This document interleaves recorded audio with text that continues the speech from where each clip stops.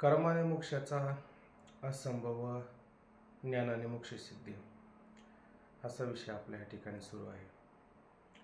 आणि त्यामध्ये पूर्व पक्षाने म्हटलं होतं की नित्यनैमित्तिक कर्म केली तर त्यापासून काय उत्पन्न होत नाही, तर पुण्य उत्पन्न होत नाही. आणि जर ती केली नाही तर त्यापासून काय होऊ शकतं, पाप उत्पन्न होऊ शकतं. म्हणून ती पाप उत्पन्न होऊ नये म्हणून त्यांनी नित्यनैमित्तिक कर्म करावे असं म्हटलं होतं. परंतु त्याचाही त्या ठिकाणी आपण खंडन केलं. ते खंडन करता असताना विषय असा उपस्थित झाला की जर नित्यनैमित्तिक कर्म केली तर ती भावरूप होऊ शकतात. उचलला का? उचलला फोन?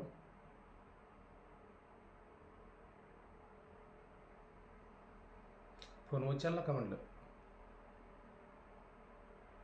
आवाज येत नाही काही सगळं. हा, आवाज काही येत नाहीये तुमचा. आवाज येत नाही माझा? अरे पहा बरं, आता हेडफोन लावा लागेल काय वाटतं.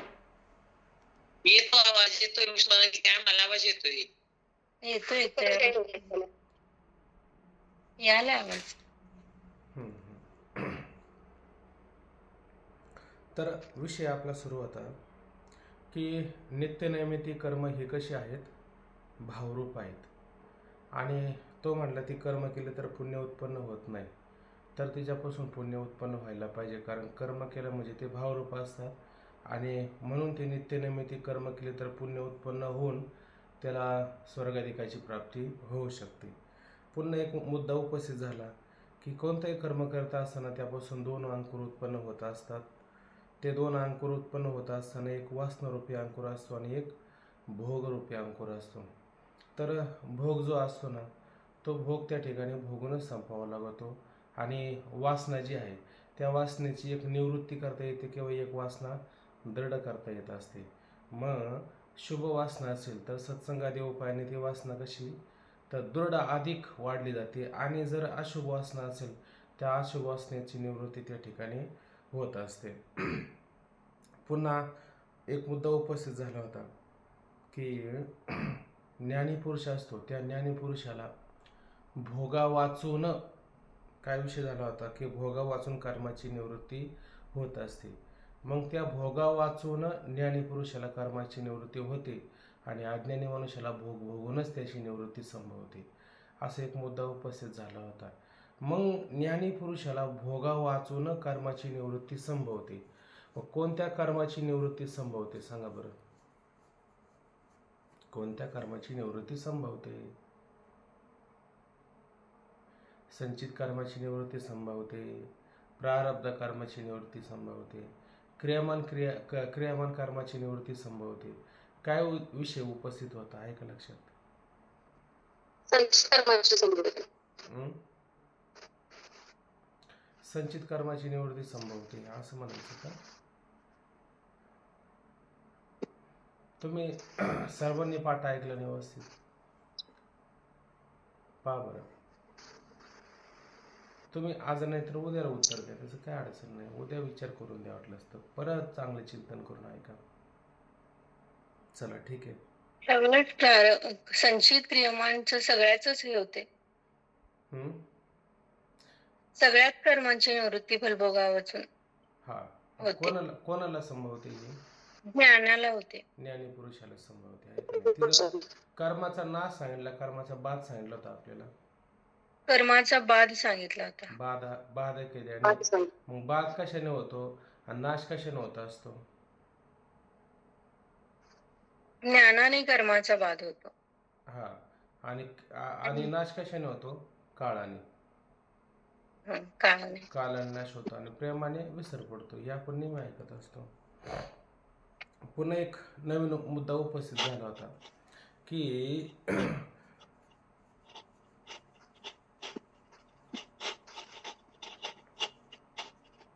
मुद्दा असा उपस्थित झाला होता की कर्मफळाच्या इच्छेचा अभाव, तो संचित कर्म जे म्हटलं होतं त्याच्यामध्ये जे पुण्यकर्म होतं त्या पुण्यकर्म आहे ना, त्या पुण्यकर्माचा अभाव असा मुद्दा उपस्थित झाला होता. ठीक आहे. मग त्या काम्यकर्मापासून जो पुण्य उत्पन्न झालेलं आहे त्या फली इच्छेचा अभाव म्हणल्यामुळे त्याला ते भोगावं लागत नाही असं म्हटलं होतं. तर हे सुद्धा विसंगत होत होतं. का विसंगत होतं? का शास्त्राला विरोध येत होता. कारण शास्त्राने काय सांगितलं होतं की जैसे ज्याचे कर्म तैसे फळ देतो रे ईश्वर. ज्याने जे कर्म केलेलं आहे त्याचं फळ मात्र ईश्वर त्याला देत असतो. बरं, मग आता हा कोणाचा माईक चालू आहे? माईक पहा बरं, कोणाचं तरी चालू आहे.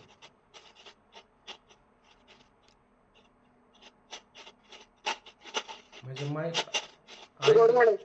कोणाचं? मॅडमचा फोन नाही, त्यांचा बंदच आहे. सखाराम हा का? हा केला हा का? जरा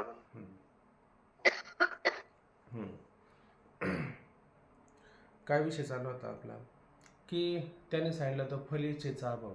आणि फलिच्छेचा अभाव असेल तर जो ईश्वर आहे त्या ठिकाणी जैसे ज्याचे कर्म तैसे फळ देतो रे ईश्वर. ज्या जीवाने जसं कर्म केलं म्हणजे अज्ञानी जीव असेल तर अज्ञानी जीवाला कर्म हे भोगूनच संपावं लावत असतो ईश्वर. आणि ज्ञानी पुरुषाला ते कर्म आहे ते भोगावं लागतं का? ज्ञानी पुरुषाला फलिच्छेचा अभाव तरी करायची गरज आहे का? अभाव म्हणण्याची गरज नाही. कारण त्याला कळलं का हे सारं कसं आहे, कर्ता कर्म आणि फळ हे अविद्या कार्य त्या ठिकाणी आहे आणि अविद्याचा नाश ज्ञानाने झाला असतो. मग ईश्वराचा हा पण एक संकल्प असतो की ज्ञानी पुरुषाला ज्ञान झालं तर कर्म भोगायला परत यावं लागत नाही आणि अज्ञानी जीवाला कर्म भोगूनच त्याचा नाश करावा लागत असतो. हा एक मुद्दा आपला उपस्थित झाला होता. आणि याने काय म्हटलं होतं की फल इच्छेच्या अभावाने सर्व कर्माची निवृत्ती होते. म्हणजे काम्यकर्मापासून उत्पन्न झालेले जे पुण्य आहे त्या पुण्याची निवृत्ती होत असते असं याने ह्या ठिकाणी उपस्थित केलेला मुद्दा होता. तर त्याला शास्त्रविरोध येत होता. का शास्त्रविरोध येत होता? तर ईश्वर कसा आहे? सत्य संकल्पाचा दाता नारायण. ईश्वराचा संकल्प कसा असतो? सत्यच असतो की ज्या अज्ञानी जीवाने जशी कर्म केलेली आहे तशी कर्म त्याला भोगूनच संपायला लावत असतो. हा मुद्दा आपला काल उपस्थित झाला, त्याचा विचार झाला. त्याच्यानंतर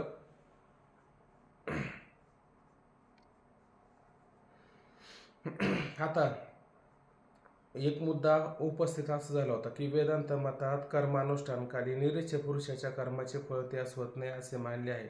त्याप्रमाणे कर्मानुष्ठानानंतरही पुरुषाची इच्छा निवृत्त झाली तर कर्माचे फळ होत नाही असे वेदांत रहस्य न जाणता पूर्वपक्षीचे म्हणणे आहे.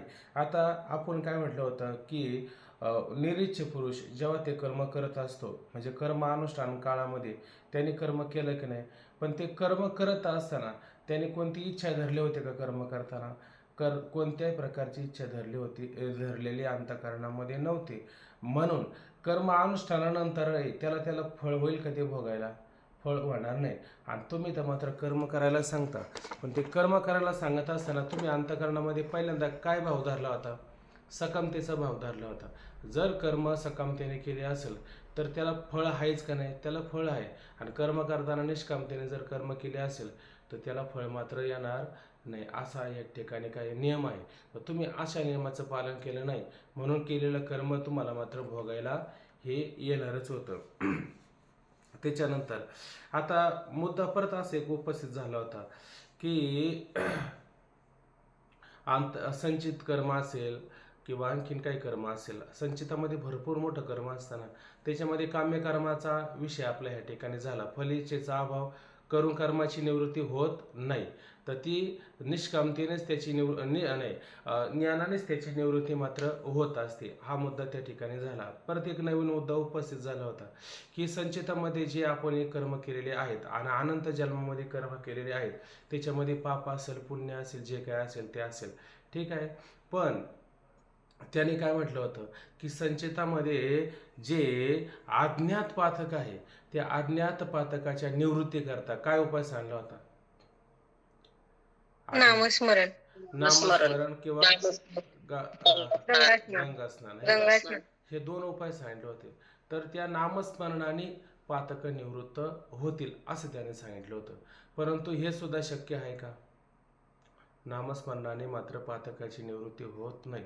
आता नामस्मरणाने पातकाची निवृत्ती होत नाही असं जर म्हटलं तर किती ठिकाणी ज्ञानेश्वरीत काही ओवे आलेले आहेत. अनेक संतांचे अभंग पाहायला मिळतात किंवा तुकोबराय म्हणतात चाल केलाशी मोकळा बोल विठ्ठल वेळोवेळा तुझं पापच नाही ऐसे नाम घेता जवळे वशे. नाम घेतल्याच्या नंतर पापच राहणार नाही. उलट काय म्हटलं हरिपाठामध्ये की तृण अग्नी मिळे समरस झाले तैसे नामे केले. म्हणजे गवताच्या मोठ्या गंजीला थोडा जरी अग्निस्पर्श केला तर ती जळून भस्मसात होते. आणि मग अशा पद्धतीनं माऊली सांगतात की हरिमुखी म्हणा पुण्याची गणना कोण करी. मग माऊलींच्या वचनाला अभंगाला ज्ञानोबरायांच्या तुकोबरायांच्या आदी करून सर्व संतांच्या वचनाला विरोध आल्यासारखं झालं की नाही. उलट तुकोबराय म्हणतात नाम म्हणता मोक्ष नाही नामानेच मोक्ष मा. तुकोबराय सांगतात नाम म्हणता मोक्ष नाही ऐसा उपदेश करते काय. ते म्हणले नामाने काही मोक्ष वगैरे काही नाही. जसं आता आपण म्हणतो ऐसा उपदेश करते काय. असं जे कोणी उपदेश करत असेल तर म्हटले बधीर व्हावे त्याच्या ठाई. म्हणजे ते ऐकत असताना मनुष्याने कसं व्हावं. बधीर माणसाला ऐकायला येतं का. आपल्याला जसं काय ऐकायलाच येत नाही असं म्हणा. म्हणजे असं तुकोबराय म्हणतात की नामाने सुद्धा मोक्ष होतो. नामाने पंचपातकाच्या कोडी नामे घेता जळताना लगे घडी. जळताना ते घडी म्हणजे क्षण सुद्धा लागणार नाही. पार अगदी किती काही पातक असो त्या ठिकाणी सगळ्या पातकाची निवृत्ती हे नाम करत असतं. आणि त्याने पण सांगितलं होतं की नामोच्चाराने सगळ्या पातकाची निवृत्ती होते. आणि आता तिथं सांगितले नामस्मरणाने मात्र पातकाची निवृत्ती होत नाही. म्हणजे आता विरोध आला झाला की नाही. विरोध आल्यासारखं या ठिकाणी झालं. पण याची संगती लावताना ग्रंथकाराने जी संगती लावली तीच संगती संतांना सांगायची होती. परंतु या अभंगामध्ये एवढं वर्णन नाही आलं. मग आता त्याचं तात्पर्य काय. म्हणजे कोणताही अभंग नामस्मरणाचा जर विचार आला तर शहऱ्या माणसाने मात्र ग्रंथाला अनुसरूनच विचार करायचा. आपल्या मनात आता लोक सांगतात नामस्मरण करतात लोक नामस्मरण. मग कुठं पातकाची निवृत्ती झाली बरं त्यांची. बरं कोण नामस्मरण करत नाही. गळ्यात माळ घालताना तर रोज सांगितलं जातं नामस्मरण एवढ्या वेळ तरी करा.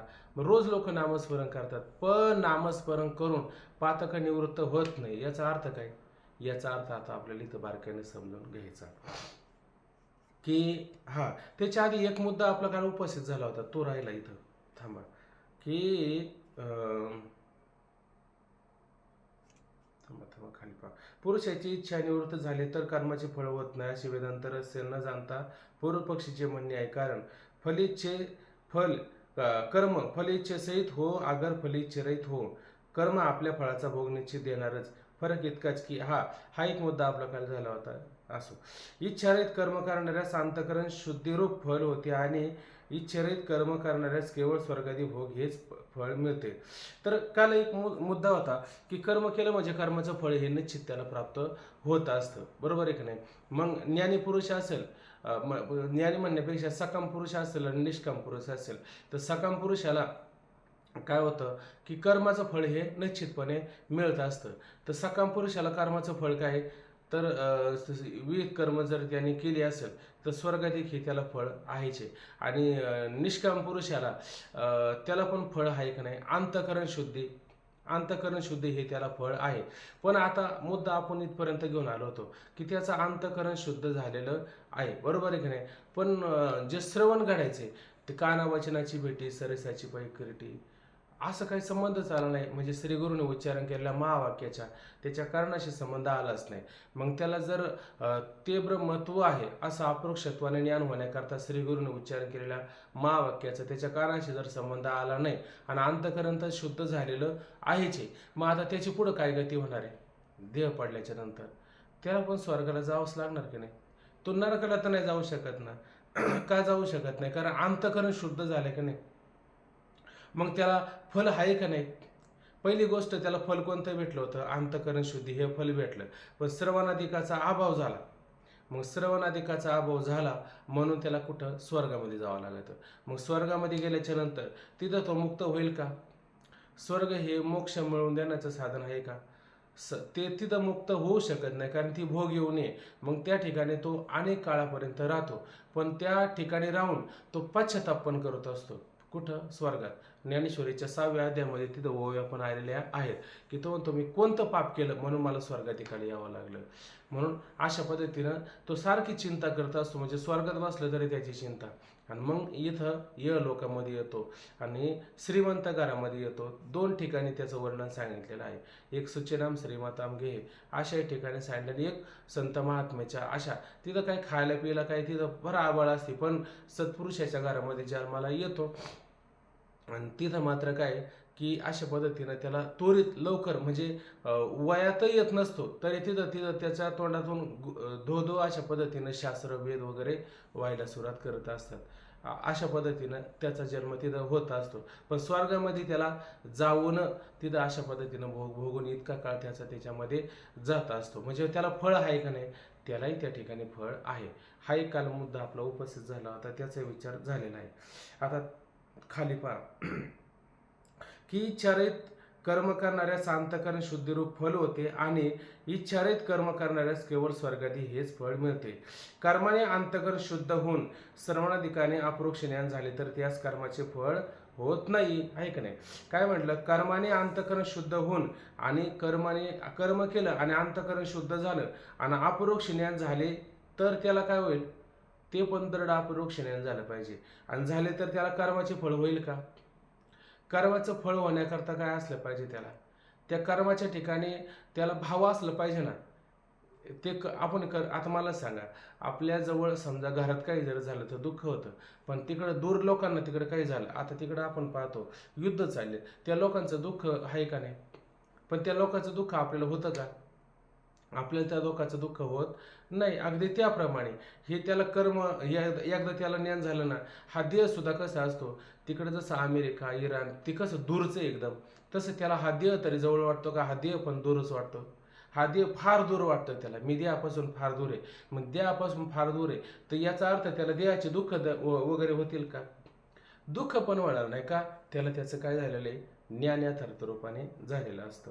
म्हणून कर्माने अंतःकरण शुद्ध होऊन श्रवणाधिकाने अपरोक्ष ज्ञान झाले तर त्यास कर्माचे फळ होत नाही. परंतु श्रवणाच्या अभावाने किंवा दुसऱ्या कोणत्याही कारणाने, परंतु आता भरपूर नामस्मरण झालेलं आहे आणि श्रवण झालेलं नाही, म्हणजे श्रीगुरूने उच्चारण केलेल्या महावाक्याचा किंवा त्याला कोणत्या पाठाला किंवा तत्वज्ञान ज्ञानेश्वरी गाथा वाचायला जमलं नाही किंवा त्याच्या नशिबातच आलं नाही, त्याला विचारलं ना का काय करणार, बाकीच्या गोष्टी इतके का मला वेळच भेटत नाही, म्हणजे काहीतरी त्याला प्रतिबंध अशा पद्धतीनं अडचणी आल्या आणि त्याचं संपूर्ण आयुष्य शुद्ध अंतःकरण असताना सुद्धा ग्रंथाचा संतांचा सत्संगाचा कधी संबंध आला नाही. पूर्ण आयुष्य त्याचं असं व्यर्थ गेलं आणि अंतःकरण तर शुद्ध झालं. मग आता पुढं काय, आता पुढं काय नाही, पुढं जायचं स्वर्गाला. अशा पद्धतीनं दुसऱ्या कोणत्याही कारणाने ब्रह्मात्मैक्य ज्ञान झाले नाही तर त्यास इच्छारहित कर्माचाही स्वर्गाधिक भोग अवश्य होतो. मग बघा, इच्छारहित आता त्याला काय इच्छा आहे का, कशाची इच्छा नाही, तरी पण इच्छारहित कर्माचाही, मग इच्छारहित देव निरीच्छ झालेला आहे तरीही त्याला कर्माचाही स्वर्गाधिक भोग अवश्य होतो. का अवश्य भोग झाला बरं, त्याला अंतःकरण शुद्ध झालं की नाही त्याचं, मग स्वर्गाधिक भोग त्याला का झाला, करा विचार. आता त्याला श्रवणादी अनुग्रह न झाल्यामुळे श्रवणादी हे मिळालं नाही त्याला, म्हणजे महागुरूंचं वाक्य जे कानाच्या माध्यमातून होणार होतं ते मिळालं नाही. म्हणजे त्याला सत्संगादी उपाय घडलाच नाही. सत्संगादी जर उपाय जर घडला असता तर त्याला स्वर्गाधिकाला जावं लागलं असतं का, स्वर्गाधिकाला जाण्याची आवश्यकता पडली नसती. ज्या अर्थी त्याला स्वर्गाधिकाला जावं लागतं आणि अंतःकरण शुद्ध होऊन स्वर्गाधिकाला जावं लागत असेल तर समजून घ्यायचं काय, सत्संगादी उपायापासून तो दूर झाला होता, म्हणून श्रवणाधिकाचा पूर्णतः अभाव होता, म्हणून स्वर्गाधिकाला जावं लागलं. ठीक आहे. हा अंतरायु औचिता का उडवला भगवंता, ऐसा दिवी भोग भोगता अनुतापी नित्य. असा पश्चाताप तू कुठं करत असतो, कशाला एवढा अंतर पडला, असं कुठं स्वर्गात बसून तो काळजी करत असतो, अशी त्याला तिथेच चिंता लागली असते. जशी या लोकांमध्ये नाही का चिंता लागली की काय मी उद्धार पावेन, काय कृपा करे नारायण, तसं त्याला स्वर्गाधिकामध्ये बसून एवढं अंतर, हे सगळं का वाढवलं माझ्यावरती, असं का झालं माझ्यावर अन्याय, असं तो स्वर्गामध्ये बसून तिथं पश्चाताप करत असतो. ज्ञानेश्वरीच्या 6व्या अध्यायामध्ये ह्या ओव्या आलेल्या आहेत. पाहता खाली इथपर्यंत काल आपला मुद्दा जवळजवळ झालेला होता. ब्रह्मात्मके ज्ञान झाले नाही तर त्यास इच्छारहित कर्माचाही स्वर्गादी भोग अवश्य होतो, हा वेदांताचा सिद्धांत आहे. पण हे स्वर्गादी भोग त्या निरीच्य पुरुषास अवांतर फल आहे का नाही. आता हे स्वर्गाधिक भोग आहे, हे पुरुषाला कोणतं फल आहे तर हे खरं अवांतर फल आहे, बरोबर आहे की नाही. पर अगदी अंतकरण शुद्धी, अंतकरणाची स्थिरता हे सुद्धा काय अवांतरच आहे ना, का परमप्रयोजन आहे. अगदी तो ज्ञानापर्यंत जरी आला तरी ते अवांतर आहे का परमप्रयोजन आहे. अवांतरच आहे. अगदी ज्ञान जर झालं तरी ते अवांतरच आहे, कारण ज्ञान साधन आहे का साध्य आहे. ज्ञान साधन आहे. ज्ञान साधन आहे आणि मोक्ष काय साध्य आहे. हे सार त्याला काय अवांतरच आहे. आपल्याला पण ज्ञान झालं का, वा आपल्याला ज्ञान झालं, आता काही काळजी नाही. अहो हे अवांतरच फळ आहे. उलट सगळ्यातून मोकळं होणं, मुक्त होणं, मोक्ष होणं हेच खरं काय परमप्रयोजन फल आहे, ते साध्य आहे. चला, त्या निरीच्य पुरुषास अवांतर फल आहे स्वर्गादी भोग. आता त्या चित्तशुद्धी झालेलीच आहे. योग्य काली सर्वांनी घडून ज्ञानद्वारा मोक्ष होईलच, ऐक नाही. आता त्याला परत चित्त शुद्ध करण्याकरता परत नामस्मरण वगैरे बाकीचं जी साधनं सांगितलेली आहे की अंतकरणामध्ये मन विक्षेप हा दोष आहे आणि त्याच्या निवृत्तीकरता निष्काम कर्म उपासना करून अंतकरण शुद्धी झालेली आहेच, बरोबर आहे की नाही. मग आता चित्त शुद्ध झालेलेच आहे. योग्य काळी सर्वांधिक घडून ज्ञानाद्वारा मोक्ष होईलच. येता येव अशा प्रकारे अज्ञानास ज्ञाना वाचून दुसऱ्या कोणत्याही उपायाने कर्म फळ भोगायची निवृत्ती होणार नाही, ऐक नाही. मग आता त्याने कितीही कर्म भोगायचा प्रयत्न केला, मला सांगा संचितामध्ये किती कर्म आहे हो, किती पाप पुण्य आहे. बरं, एक प्रकारचं कर्म आहे का, एक प्रकारचं पाप आहे का, एक प्रकारचं पुण्य आहे का, आहे का, होईल का शक्य ते भोगायचं जरी संबंध भोगायचा जरी त्याने विचार केला तर होईल का भोगून. एका जन्मामध्ये मात्र हे भोगून योग्यासारखं शरीर जर धारण केलं तरी त्याची निवृत्ती होईल का, त्याची निवृत्ती होणार नाही. याची निवृत्ती व्हायची असेल तर त्याला काय पर्याय आहे बरं. तुम्हाला मागे उदाहरण दिलं की नाही, तो प्रोजेक्टर असतो त्याच्यामधून तो चित्र बाहेर पडतात कुठं पडद्यावरती. आता तो पडदा जर फाटून गेला तर चित्र उमटतील का, नाही. तो मनोरूपी पटू फाटे जैसे काय सरोवर आटे, असं काय बघा, वाटतं 5व्या अध्यायात ओवी आलेले बघा. जेत संसार चित्र उमटे तो मनोरूपी पटू फाटे, जैसे सरोवर आटे प्रतिमा नाही.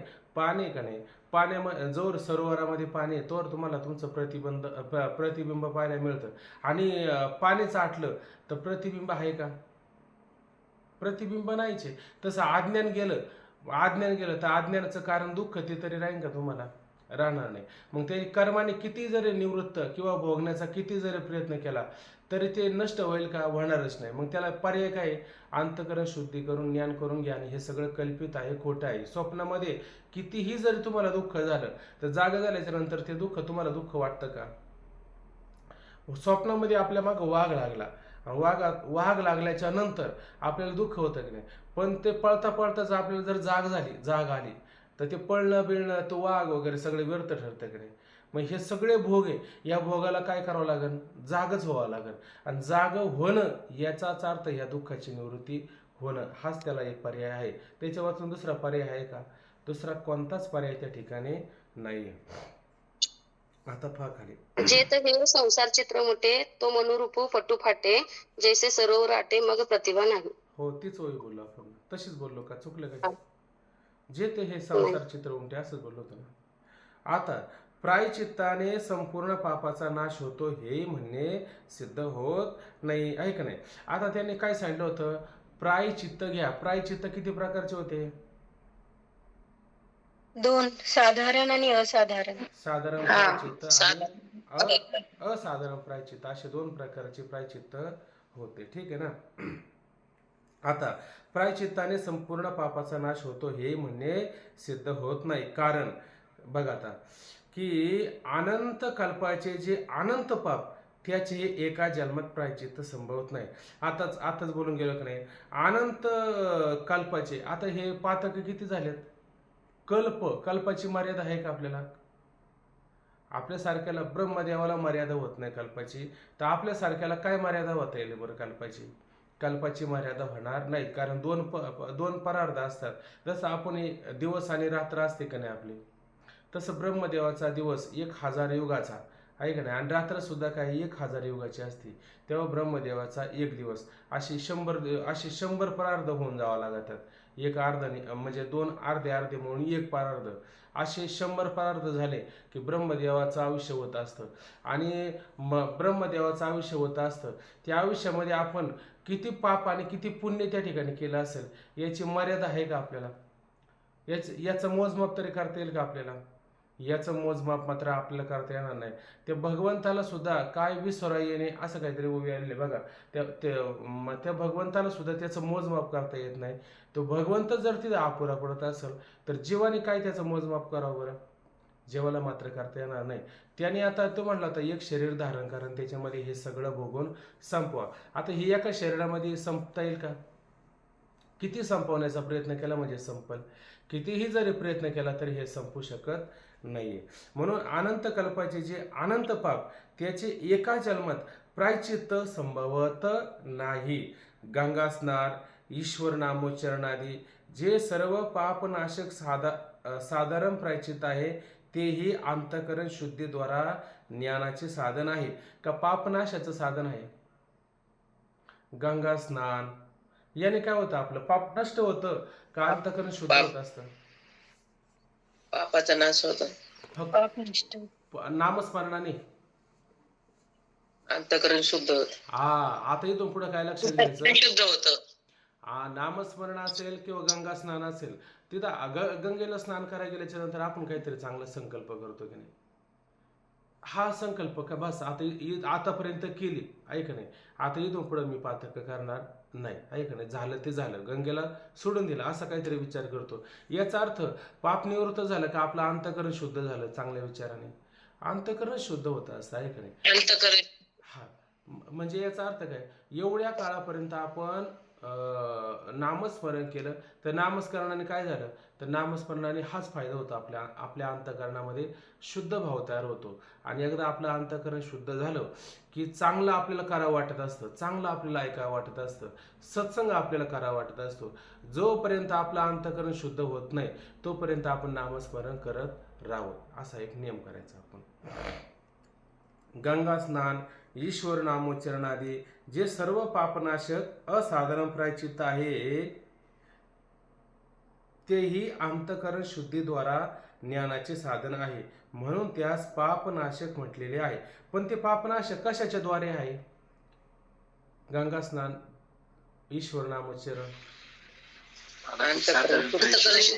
अंतःकरण शुद्धीद्वारा ज्ञान प्राप्त करून त्या असणाऱ्या पापाचे नाशक आहे असाच अर्थ घ्यायचा, दुसरा अर्थ मात्र घ्यायचा नाही, आहे का नाही? दुसरे असे म्हटले आहे की नित्य नैमित्तिक कर्माच्या क्लेशाने संचितातील निषिद्ध कर्माचा नाश होऊन जातो. पण हेही म्हणणे बरोबर नाही. त्याने काय म्हटलं होतं की नित्य नैमित्तिक कर्माच्या क्लेशाने संचितातील निषिद्ध कर्म म्हणले. आता तुम्ही काय करा, नित्य नैमित्तिक कर्म करता की नाही, मग तुम्ही मात्र त्या ठिकाणी कोणतं कर्म करू नये? नित्यनैमित्तिक कर्म करावं. पण कोणतं कर्म करू नये? तर प्रायचित्त कर्म करू नये. बरोबर आहे की नाही? तर का बरं करू नये? त्याचं कारण म्हटलं होतं की त्याला नित्यनैमित्तिक करत असताना काही क्लेश होतात की नाही, मग ते क्लेश होतात. बरं, क्लेश म्हणजे काय अभंग आहे तुकोबरांचा, नेहमी आपण माणसं बघा, षटकर्म सांगले ब्राह्मणाला,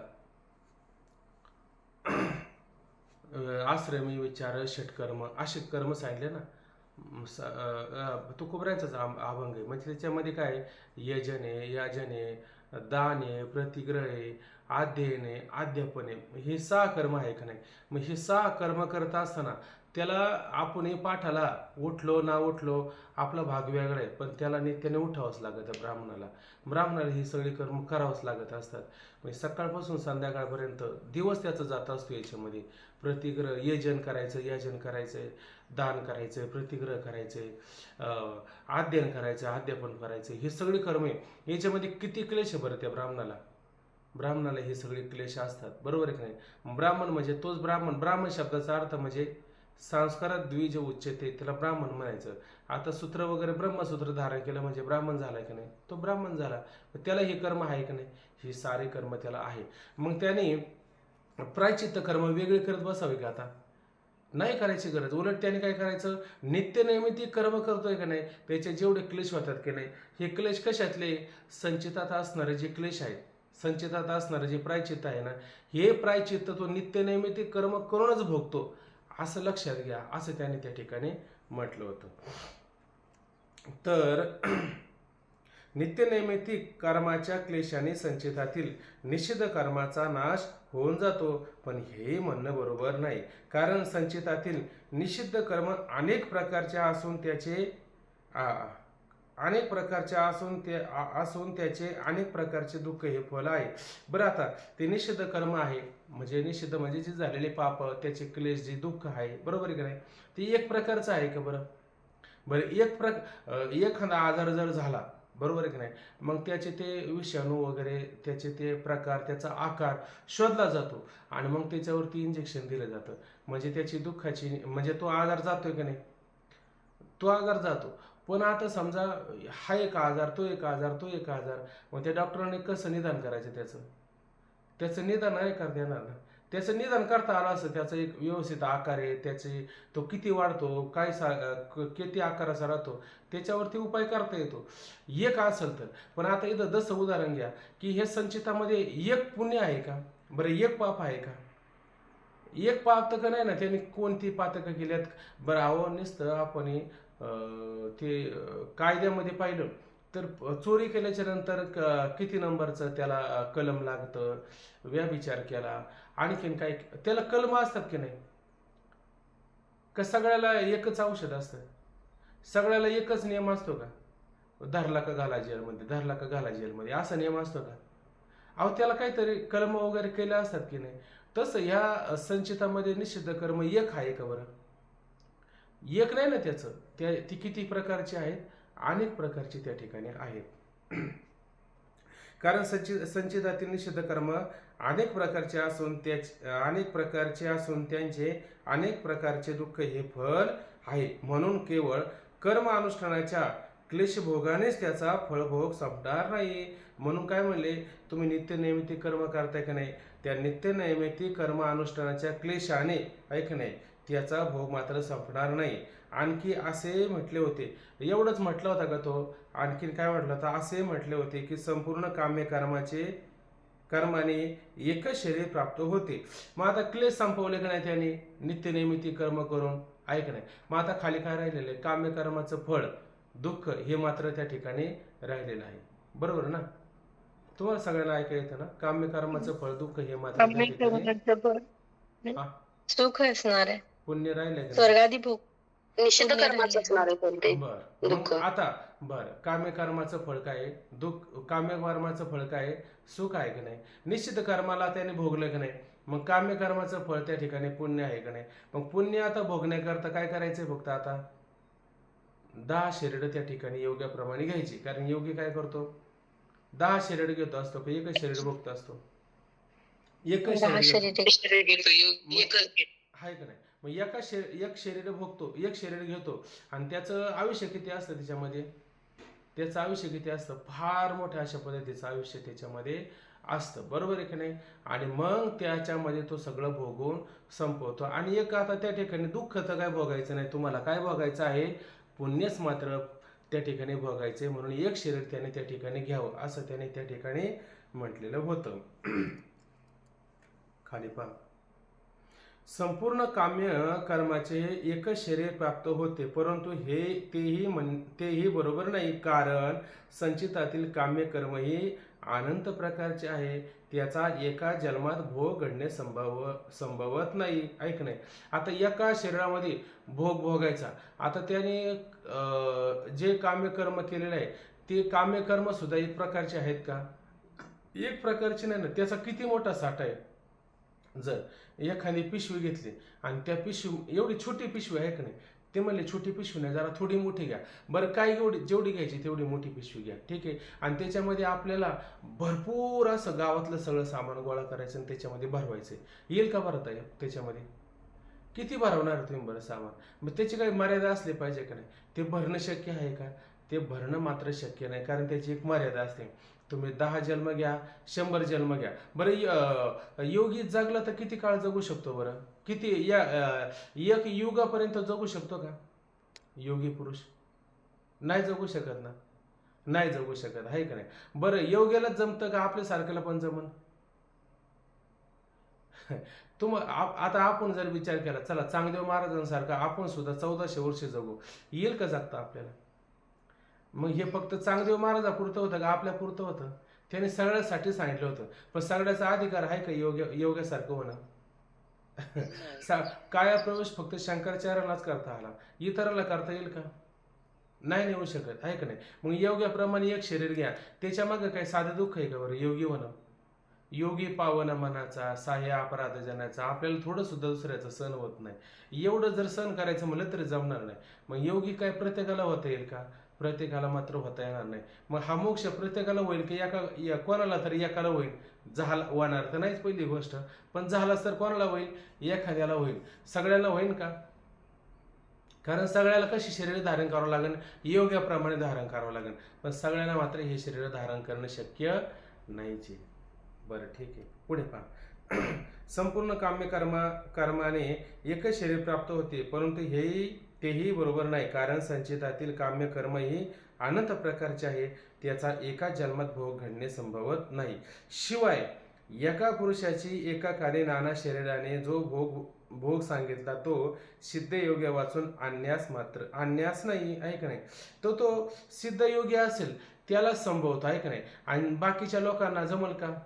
चांगदेव महाराजाला जमलं, बरं जाऊ दे, चांगदेव महाराजाला जमलं इथपर्यंत ठीक आहे, पण चांगदेव महाराजाला मुक्त होता आलं का? चांगदेव महाराजाला मुक्त होता आलं का? 1400 वर्ष जागला, आहे का नाही? आणि 1400 वर्ष जगून योग्याप्रमाणे जागला, पण उपदेश घेता असताना 1400 वर्षाच्या सद्गुरूकडून उपदेश घेतला का 7 वर्षाच्या सद्गुरूकडून उपदेश घेतला? 7 वर्ष 7 वर्षाच्या मुक्ताईकडून उपदेश घ्यावा लागला का नाही? म्हणजे त्याला बोध झाला.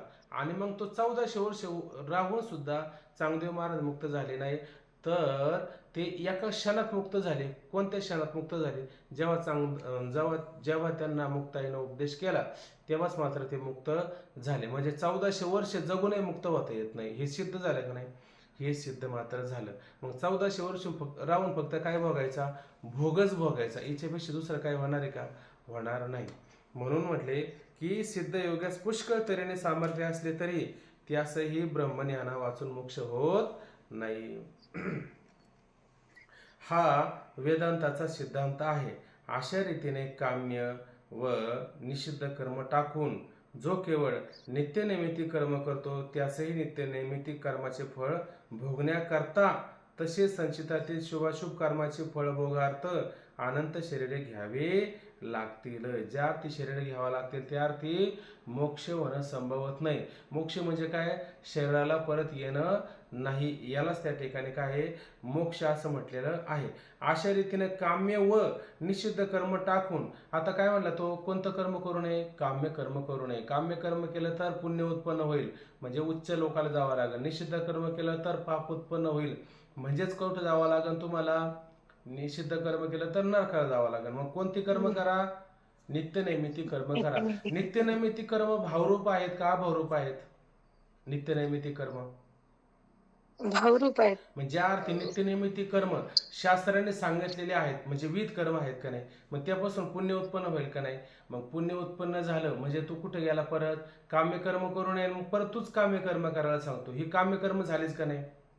नित्यनैमित्तिक कर्म ही काम्यकर्मच झालेली. कार्ययाग सोमयाग हे नको सांगितलं तरी पण नित्यनैमित्तिक ज्या अर्थी कर्म सांगतो त्यापासून पुण्य उत्पन्न होईल, आणि पुण्य उत्पन्न झालं म्हणजे स्वर्गाला जावं लागेल. आणि ज्या अर्थी स्वर्गाला जावं लागेल त्या अर्थी मोक्ष होईल का? मोक्ष मात्र होणार नाही. असं सिद्ध झालं का नाही? हे सिद्ध झालं. म्हणून अशा रीतीने काम्य व निषिद्ध कर्म टाकून जो केवळ नित्यनैमित्तिक कर्म करतो त्यास नित्यनैमित्तिक कर्माचे फळ भोगण्याकरता कुठं?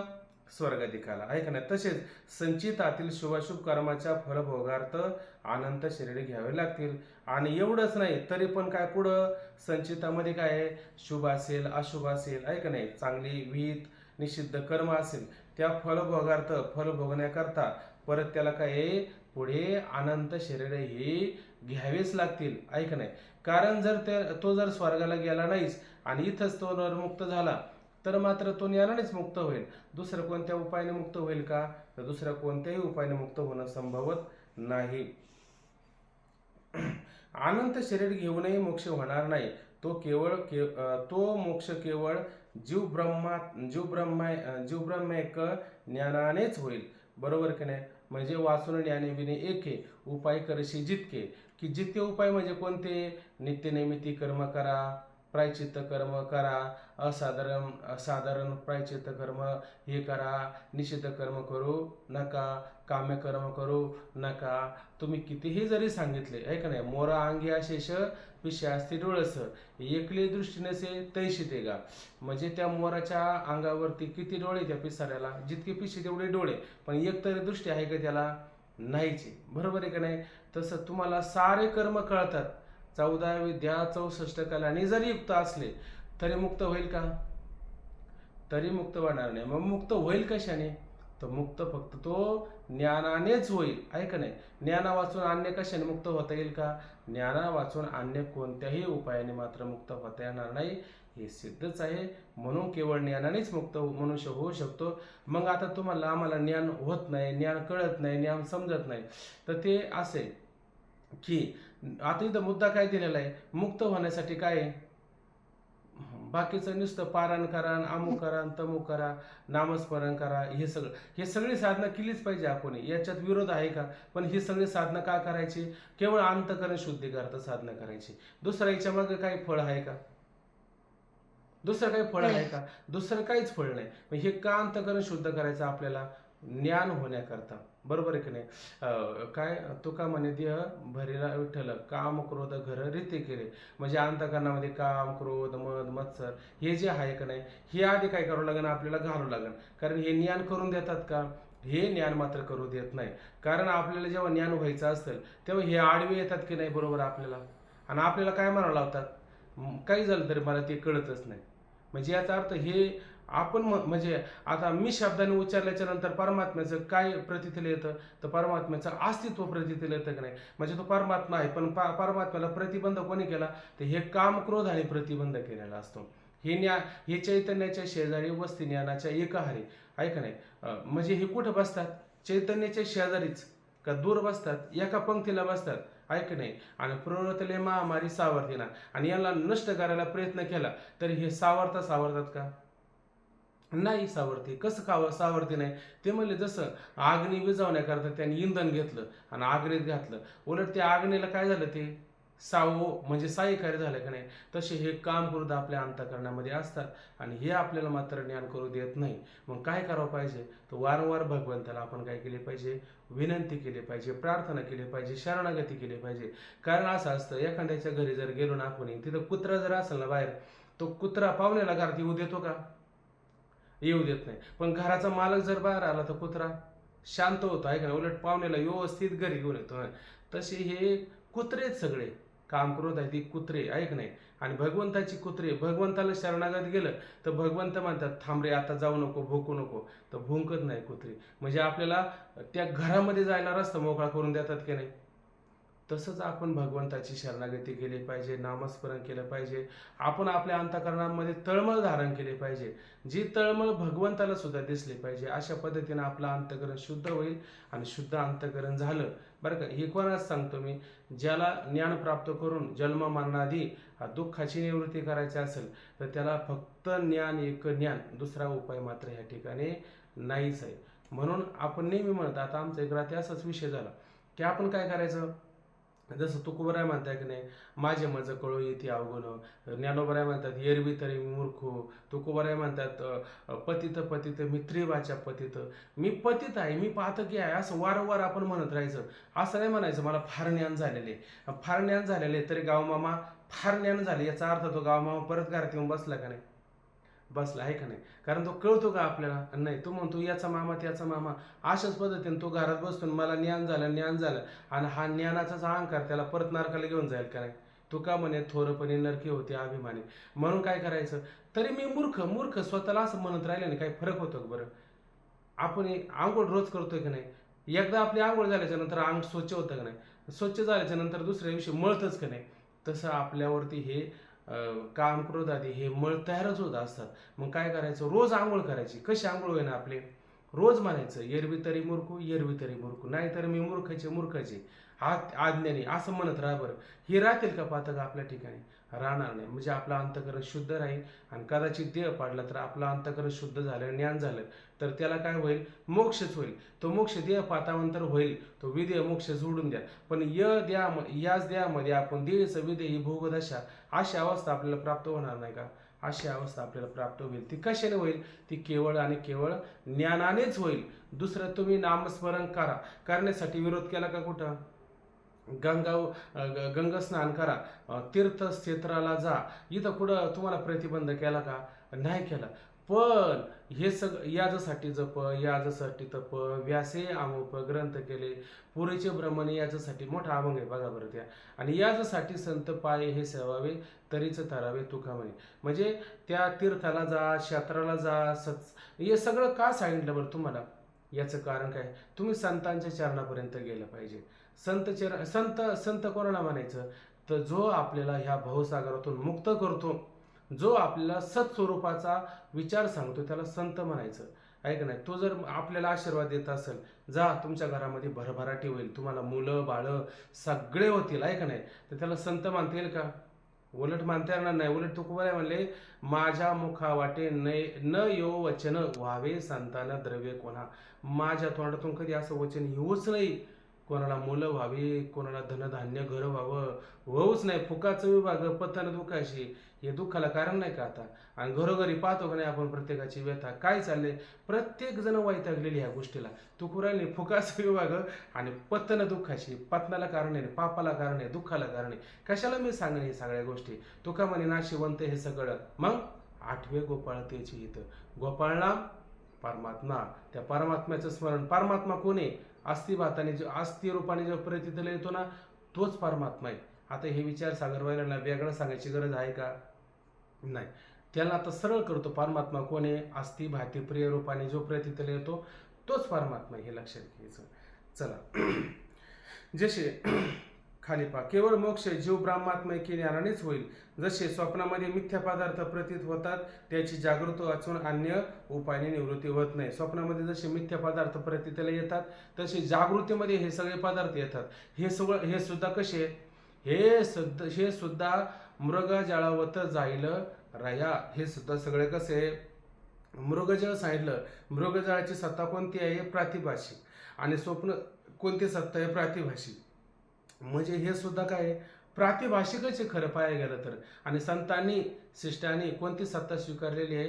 प्रातिभाषिक सत्ता आणि पारमार्थिक सत्ता. व्यावहारिक सत्ता स्वीकारतात का? व्यावहारिक सत्ता स्वीकारत नाही का? कारण हे सुद्धा स्वप्नाप्रमाणे सगळं आहे. मग स्वप्नाप्रमाणे जर सगळं असेल तर ह्या स्वप्नाची निवृत्ती कशाने होईल? स्वप्नीच्या घाया ओ खदचे उणे धनंजया. स्वप्नात झालेल्या घावाला उपाय काय? औषध काय? जाग होणं एवढंच औषध आहे. त्याच्यासाठी दुसरं कोणतंच औषध नाही, आहे का नाही? म्हणून जसे स्वप्नामध्ये मिथ्या पदार्थ प्रतीत होतात, त्याची जागृती वाचून अन्य उपायाने निवृत्ती होत नाही, तसेच आत्मज्ञानरूप जी निद्रा, त्यामुळे जो मिथ्याबंध प्रतीत होतो, त्याची आत्मज्ञानरूप जागृती वाचून निवृत्ती होणार नाही. म्हणून मिथ्याबंध अहंकारादी हा काय? सत्यबंध आहे का मिथ्याबंध आहे? तो अहंकारादी जे काही पदार्थ आहे, जगत आहे, प्रपंच आहे, संसार आहे, जन्म मरणादी अनर्थ परंपरा आहे, ही जी प्रतीत होती का नाही, हे सुद्धा काय आहे? स्वप्नाप्रमाणे मिथ्याच आहे. आणि त्याची निवृत्ती सुद्धा आत्मज्ञान रूप ही जागृती आहे. त्याने संत ह्या आत्मरूप जागृतीमध्ये नित्य जागे आहे का नाही? ते म्हटले की नाही, जेथ भूत जात निदले तेथीची जया पाहले, आणि जीव जेथ चेले तेथ निद्रित तो. म्हणजे भूत जात म्हणजे सगळे प्राणी मात्र, ते म्हणतात ना, उठा जागे वारे आता स्मरण करा पंढरनाथा. रोज उठ, जगजोगी जगजोगी जाग. हे जाग कोण करतं बरं? जो झोपलेला असतो तो जागा करतो का? जो मुळात जागाच असतो तो जागा करतो? जो मुळात जागा असतो तो जागा तो जागा करतो. तोच म्हणतो अरे जागेल तू मरेल. त्याचंच म्हणणं असतं. काय म्हणणं असतं त्याचं? ते म्हणतो गळ्यात माळ तरी घाला, नामस्मरण तरी करा, थोडं जरा तीर्थाला जा, आळंदी वारी करा, क्षेत्राच्या वारीला जा, हे करा ते करा. हे असं का बरं उठलं का त्याचा तोच धंदा असतो? याचा अर्थ काय? तो जागा झालाय म्हणून म्हणतो जागा व्हा. ऐका नाही. आणि जे मुळात जागेच नाही ते कायला म्हणतील? ते मात्र म्हणणार नाही. ते काय म्हणतील? अहो कशाला ते मुलांना गाळ्यात माळ घालतात, कशाला असं पातक? ते उलट त्याला पातक म्हणतात लोक काय काय. मग आता किती लोक हुशार असेल, किती त्यांचं पुण्य उदयाला आलं असेल देवजाने, ऐका नाही असं काय त्यांचं पुण्य. ते म्हणतात गळ्यात मुलांच्या माळा घालू नये, खाऊ द्या. आता सुद्धा आता किती मोठा राडा चालू आहे, ऐका नाही.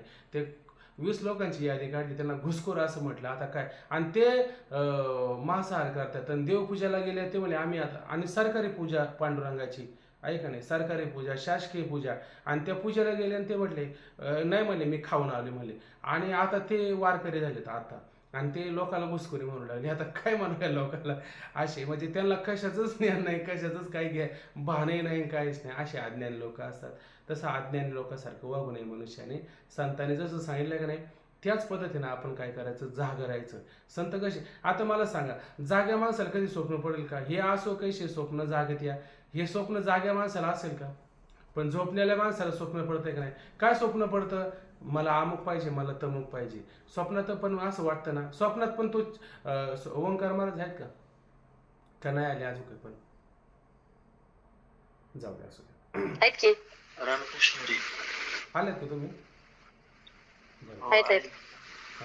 काय म्हणतात त्याला, त्या तो जीव भाऊ राहतो जेव्हा स्वप्न अवस्थेत असतो तेव्हा काय नाव असतं त्याला? काय म्हटले? अहो जीव जेव्हा स्वप्नात स्वप्न स्वप्न अभिमानी असतो तेव्हा त्याला काय नाव येतं? जीव जेव्हा स्वप्नाचा, जाऊ दे, तुमची जर गडबड असेल तर राहू दे आपल्यास. लक्षातच येईना. हा लक्षात येईना. जाऊ दे, असू दे, असू दे, राहू दे. जेव्हा तो स्वप्नामध्ये असतो की नाही, स्वप्नाचा अभिमान धारण करतो की नाही, तेव्हा त्याला काय म्हटलं जातं? विश्व. पहिल्यांदा जागृतीमध्ये त्याला विश्व असं म्हटलं जातं, आणि स्वप्नामध्ये त्याला चैतन्य काय चैतन्य तेजस. तेजस तेजस म्हटलं जातं, आहे का नाही? तेजस. तेजस म्हणलं जातं. तेजस म्हणजे काय? त्याच्या अंतःकरणामध्ये दिव्य अशी अवस्था असते. म्हणजे तो जसं म्हणेल ना तसंच त्या ठिकाणी होत असतं. बरोबर आहे की नाही? तसं त्या ठिकाणी. मग कशावरून चाललं होतं काय माहिती, सगळे विस्कटले वाटतं. कशावरून मुद्दा निघला होता आपला हा? की स्वप्नावरून. हा स्वप्नावरूनच निघला होता. पण मनुष्याला जागेपणी सुद्धा असं वाटतं की नाही का हे मिळावं ते मिळावं, आणि स्वप्नामध्ये पण वाटतं का नाही तसं.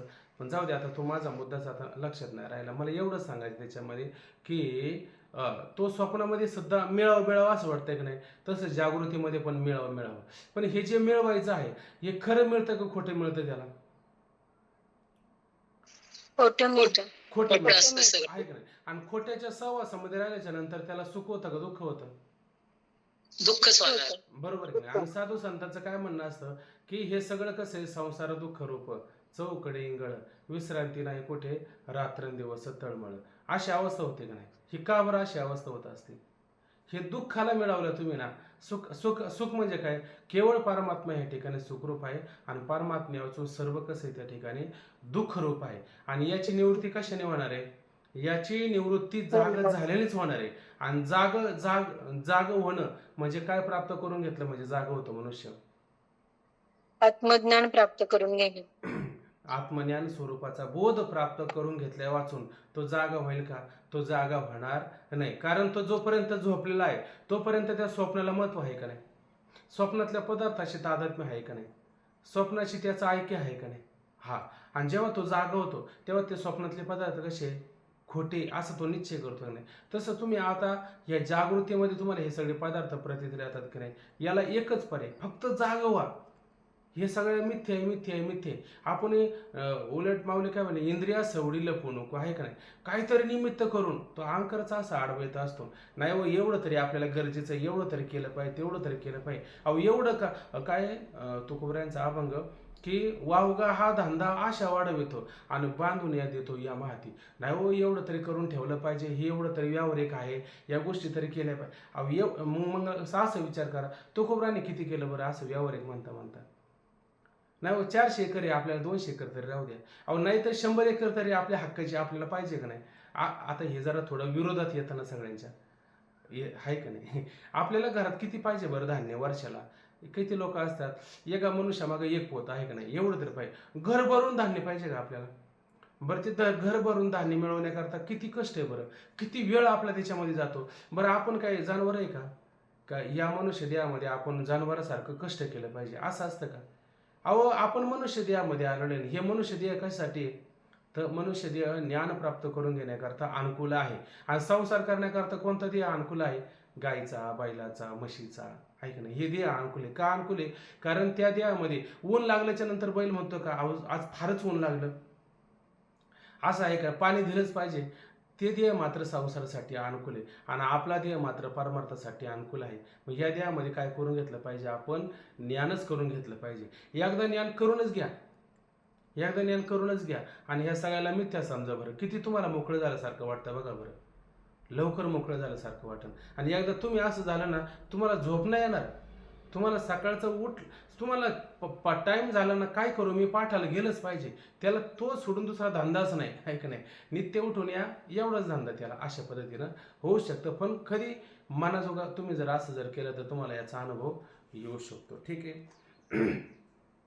म्हणून अशा रीतीने अधिकारी, विषय आणि प्रयोजन यांची सिद्धी आहे. म्हणून पूर्व तरंगात प्रतिपादन केल्याप्रमाणे प्राप्य प्रापक भाव, कर्तो भाव, जन्यजनक भाव संबंधाची सिद्धी आपोआप या ठिकाणी होत असते. त्याने काय म्हटलं होतं? अधिकारी, विषय आणि प्रयोजन याचा संबंधच त्या ठिकाणी नाही आहे. कारण ग्रंथ आरंभ तुमचा काय निष्फळ आहे. परंतु आता या ठिकाणी सिद्ध झालंय का नाही? कारण जो अधिकारी आहे तो आता मोक्षाची इच्छा करेल का नाही? कारण तुम्ही काय म्हणले होते, कर्मानेच मोक्ष त्या ठिकाणी होतो. पण आता कर्माने मोक्ष होणं संभवनीय आहे का? केवळ ज्ञानानेच मोक्ष त्या ठिकाणी संभवनीय आहे. मग आता ज्ञानाने मोक्ष संभवनीय आहे. मग अधिकारी आता मोक्ष प्राप्त करून घेणारे ज्ञानाने, म्हणजे अधिकाऱ्याला मोक्ष पाहिजे का नाही? मग अधिकारी आणि मोक्ष यांच्यामध्ये कोणता संबंध आहे? तर कर्तृभाव संबंध अशा पद्धतीने घडू शकतो. काय करावं ताई मंडळींना?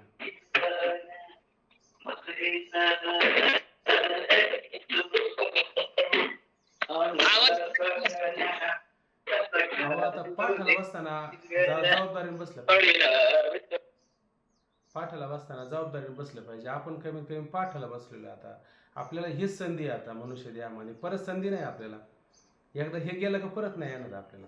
असो तर अधिकारी मोक्षरूपी फलाची प्राप्ती करतो, इच्छा करतो की नाही? म्हणून अधिकारी आणि मोक्ष मोक्षरूपी फल याच्यामध्ये कोणता संबंध आहे? तर कर्तव्य संबंध येतो. बरोबर आहे की नाही? का नाही येत? प्राप्य प्रापक. मग प्राप्य काय आहे? प्राप्य काय आहे? प्राप्य काय आहे आणि प्राप्य काय आहे? प्राप्य मोक्ष आणि प्रापक अधिकारी. प्रापक अधिकारी, बरोबर आहे की नाही? प्रापक अधिकारी. आणि आता अधिकाऱ्यांनी विचार करणं हे त्याला कर्तव्य आहे का? मोक्ष प्राप्ती करता. मग अधिकारी आणि विचार याच्यामध्ये कोणता संबंध येतो? कर्तव्य भाव संबंध त्याच्यामध्ये येतो असतो, आहे का नाही? बरं, तो विचार केला तर तो विचार कुठे आहे? ग्रंथात आहे का? ग्रंथाला सोडून आहे पारावा बसलेल्या लोकांकडे आहे का हा विचार? ग्रंथात आहे का नाही? आणि हा ग्रंथ काय उत्पन्न करून देत असतो? ज्ञान उत्पन्न करून देतो असतो, आहे का नाही? ज्ञान ह्या ग्रंथाचा मुख्य विषय काय? जीव ब्रह्मात्मय के ज्ञान हाच ग्रंथाचा मुख्य विषय आहे का नाही? का दुसरा विषय आहे का या ग्रंथात? नाहीचे. मग हा ग्रंथ आणि तो विषय याच्यामध्ये कोणता संबंध येतो?